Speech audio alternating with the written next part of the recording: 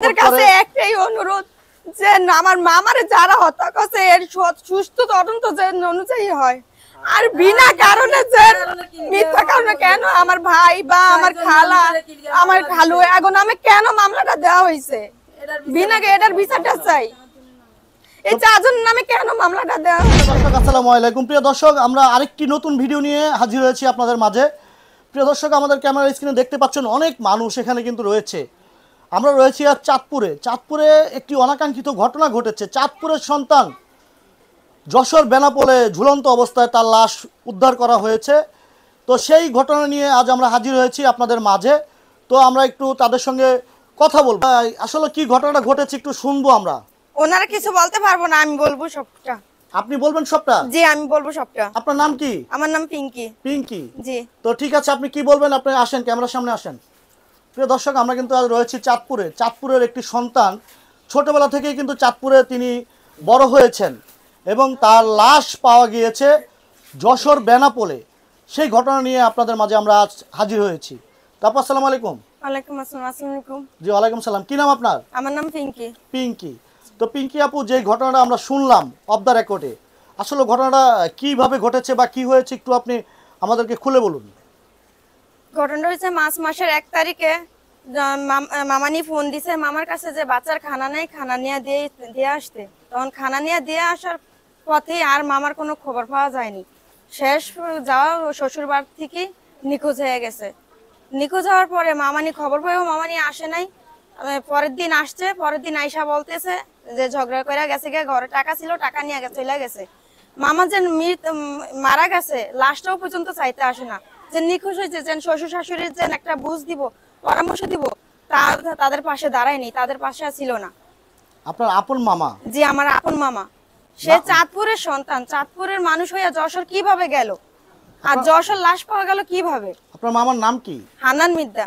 হান্নান মির্জা। জি। আচ্ছা, তিনি বিয়ে করেছে কিভাবে বা কত বছর আগে তার বিয়েটা করেছে? বিয়ে হয়েছে 5 বছর হয়েছে, বাচ্চা আছে যে 3 বছরের। 3 বছরের একটি ছেলে? জি, একটা ছেলে বাবু রয়েছে। জি। তার শ্বশুর বাড়ি কোথায়? তার শ্বশুর বাড়ি বিষ্ণুপুর। বিষ্ণুপুর তার শ্বশুর বাড়ি? জি। আচ্ছা, তিনি কতদিন আগে নিখোঁজ হয়েছেন একটু বলতে পারেন? তিনি মার্চ মাসের 1 তারিখে, পয়লা মাসে 1 তারিখে বের হয়েছে। 13 তারিখে তার মৃত ঘোষণা, লাশ উদ্ধার করছে পুলিশ আইসা আমাদেরকে বলছে। তখন আর কি আমরা জানতে পারছি। নিখোঁজ হওয়ার কতদিন পর তার লাশ আপনাদের কাছে? 14 দিন পর। নিখোঁজ হওয়ার 14 দিন পর 13 মার্চে লাশের খবর পাইছি। তো 14 তারিখে আমরা লাশ আনছি। মানে তিনি যে নিখোঁজ হয়েছে আপনারা কোথাও তাকে খোঁজাখুঁজি করেছেন বা কোনো তার তার যে নিখোঁজ আপনারা কি কোনো থানায় কোনো ডায়েরি করেছেন কিনা? জি, আমরা থানায় জিটি করছিলাম। আমার খালু জিটি করছে আমাদের আগে, ওনারই বলছে। আমার খালু রুবেল ব্যাপারী, উনি জিটি করছিল আমাদের আগে, উনি জিটি করছে আমাদের সাথে ঝগড়া করে চলে গিয়া থানায় জিটি করছে। ওনাদের মামাজন যশোর বেনাপোল আছে, ওটা আমরা জানতাম না। সর্বপ্রথম জানছে হীরার কাছে খবর আসছে যে মামা সম্বন্ধী হীরা, ওনার কাছে খবর আসছে যে যশোর নাকি যশোর বেনাপোল মামা আছে, ওনাকে টাকার ঋণগ্রস্ত অনুযায়ী ডাকাতেরা ধরে নিয়ে গেছে। মুখে চাপ দিয়া নিয়ে গেছে। তখন আর কি 10,000 নাকি টাকা, 10,000 টাকা লাগবে দেওয়ার জন্য, যে মুক্তিপণ দাবি করছে। তারপর আমাদের কাছে খবর আসছে যে আমরা টাকা মিল করে দিতে ওনারা যাবে। ওনাদের কাছেই খবর আসছে, আমাদের কাছে ওনারাই খবর দিত, আমরা ওনাদের কাছ থেকে পাইতাম। আমরা নিজের থেকে কোনো খবর পাইতাম না বা আমাদের কাছে ফোন দিত না। মানে যত খবর আসতো তাদের কাছে আসতো? জি, তাদের কাছ থেকে আসতো। এমন পর্যন্ত আমার মামা সম্বন্ধে হীরায় বলছে যে হান্নান যখন নিখোঁজ ছিল তখন বলছে এই 4টার মধ্যে হাজির করব, এই 5টার মধ্যে হাজির করব, 1 ঘন্টার মধ্যে হাজির করব। থানার মধ্যে যশোর থানায় যখন খুঁজতে গেছে, উনি তো 2 ঘন্টা নিখোঁজ ছিল। তাহলে ওনারা যদি নাই জানে, তাহলে ওনারা কিভাবে ডেট দিছে আমাদের কাছে হান্নান মির্জাকে পৌঁছে দিবে, বা মৃত হোক কিংবা জীবিত হোক আইনা পৌঁছাইবো কিভাবে তারা জানে? প্রশাসনের কাছে আমার একটাই দাবি যে তারা কি করছে, প্রশাসন এখনো কি কোনো তদন্ত পাইতেছে না বা মৃত্যুর কোনো সন্ধানই দিতে পারতেছে না, তাহলে প্রশাসন কি করে?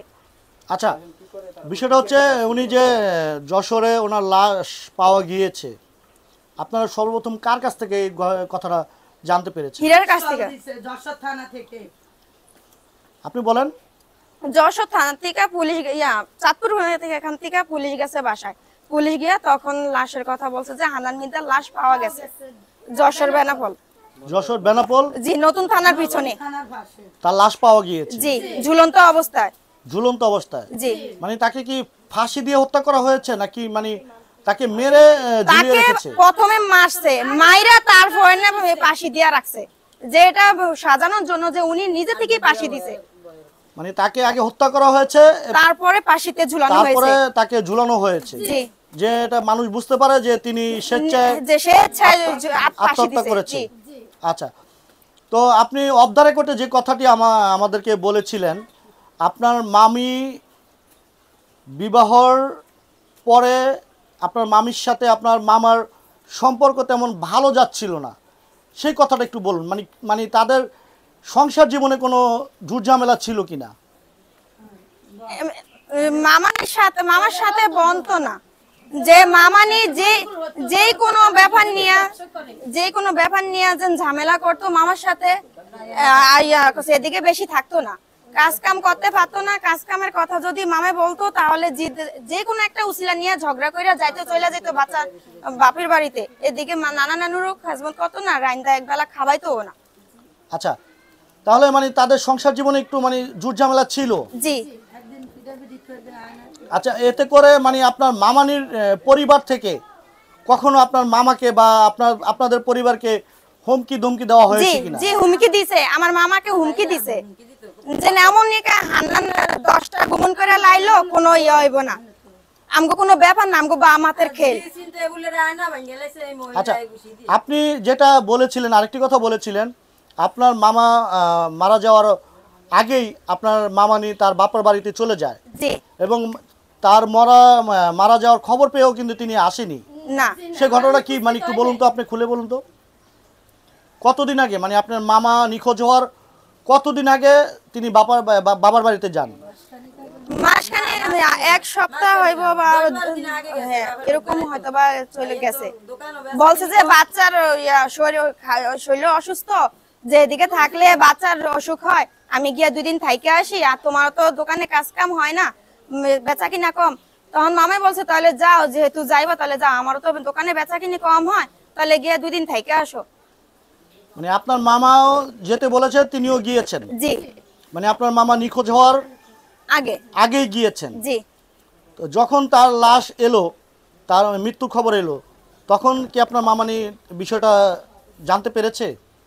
ওনারা আসে না, ওনারা জানতে পারছে, ওনারা কেউ আসে নাই। ওনারা কেউ আসেনি? জি না, কেউ আসে না।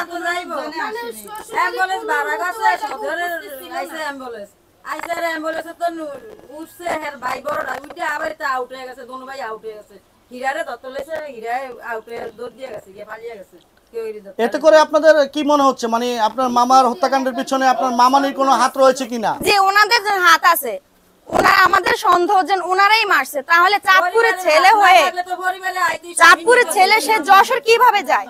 যশোর কিভাবে সে গেল আর কিভাবে লাশটা পাওয়া গেছে? যশোর আমাদের কোনো আত্মীয় স্বজন নাই। ওনারা বলছে যে ওনাদের নাকি কোনো আত্মীয় স্বজন নাই যশোর। তাহলে যশোর যদি কোনো আত্মীয় স্বজন না থাকে, তাহলে বিনা কারণে এই 4টা মানুষের নামে যে রিটেন আবার আমাদের নামে যে মামলাটা দিছে, কেন দিছে, কোন কারণে দিছে? মানে আপনাদের নামে মামলাটা করেছে কে? এটা আয়শা করছে, আমার মামার বোন বউ। আপনার মামার বউ আপনাদের নামে উল্টা মামলা করেছে? জি, উল্টা মামলা করছে। কেন মামলাটা করেছে কেন?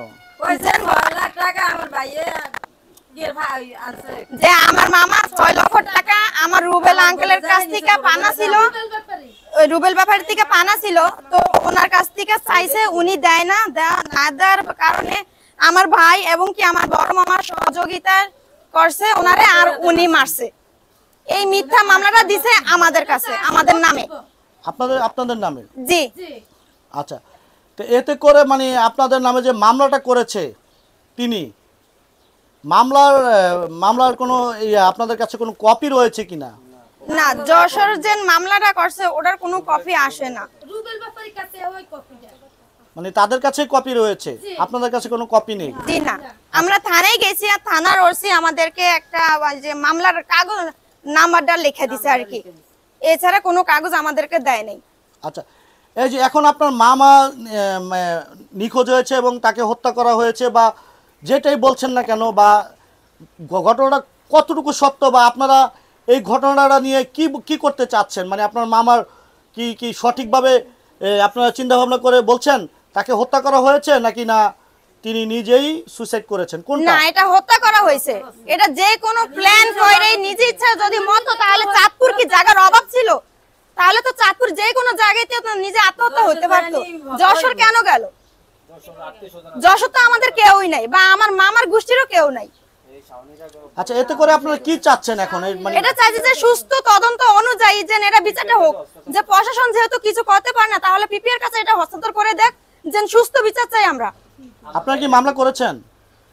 যে আমরা মামলা করছিলাম তাদের নামে, যে কবি ওখানকারই কবি চৌধুরী আছে, ওই কবি চৌধুরী তাদের নাম লিখতে দেয় নাই কাউন্সিলর, যে আমাদেরকে নাম দিতে দেয়নি। নাম আমরা দিছিলাম, নামটা কাটিয়ে দিছে, দিয়া তারপরে অজ্ঞাত মামলা সাজাইছে।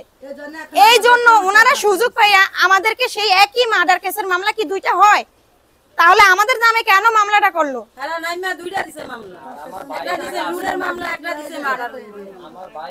তো প্রিয় দর্শক, আমরা আজ রয়েছি চাঁদপুরে। আপনারা জানেন এই যে আমরা একটি ভিডিও ধারণ করছি, যে ভিডিওটার মাধ্যমে আমরা ঘটনাটা তুলে ধরার চেষ্টা করছি। চাঁদপুরের সন্তান যশোর বেনাপোল গিয়ে তাকে হত্যা করা হয়েছে। এখান থেকে তাকে অপহরণ যেটাই বলেন না কেন, কিডন্যাপ যেটাই বলেন না কেন, চাঁদপুর থেকে তাকে নিয়ে যশোর নিয়ে হত্যা করা হয়েছে, এবং তার ঝুলন্ত ডেড বডি তাদের কাছে যখন খবর আসে, তখন তার ঝুলন্ত ডেড বডি তারা ধারণা করে নিচ্ছে প্রাথমিকভাবে তাকে হত্যা করা হয়েছে। তো দর্শক, এই ভিডিওটার পরের পর্বতে আমরা বিস্তারিত তুলে ধরার চেষ্টা করব। সে পর্যন্ত আমাদের সঙ্গে থাকুন, এবং এই পরিবারটি এই ভিডিওটা দেখার পরে এই পরিবারটির পাশে যদি কেউ দাঁড়ায় বা তাদেরকে একটু আপনাদের সাপোর্ট কাছে করে, একটাই অনুরোধ, যে আমার মামারে যারা হত্যা করছে এর সুস্থ তদন্ত যে অনুযায়ী হয়, আর বিনা কারণে যে মিথ্যা কারণে কেন আমার ভাই বা আমার খালা, আমার খালু এখন আমি কেন মামলাটা দেওয়া হয়েছে, বিনা এটার বিচারটা চাই।